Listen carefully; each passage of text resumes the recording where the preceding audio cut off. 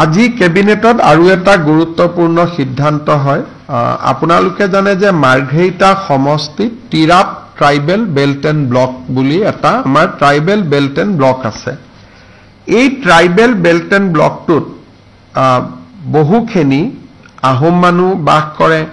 মটক মানুহ বাস কৰে মৰাণ মানুহ বাস কৰে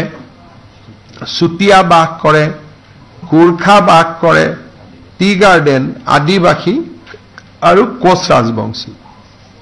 এই গোটেই কেইটা কমিউনিটিকে তিৰাপ ট্ৰাইবেল বেল্ট এণ্ড ব্লকত আমি প্ৰটেক্টেড ক্লাছ ৰূপে আজি আমি ঘোষণা কৰিবলৈ কেবিনেটে সিদ্ধান্ত লৈছে এই সিদ্ধান্তটোৰ ফলত তিৰাপ ট্ৰাইবেল বেল্ট এণ্ড ব্লকত আহোম সকলেও মাটিৰ পট্টা পাব মৰাণ সকলেও মাটিৰ পট্টা পাব মটক সকলেও মাটিৰ পট্টা পাব চুতীয়া সকলেও মাটিৰ পট্টা পাব গোৰ্খা সকলেও মাটিৰ পট্টা পাব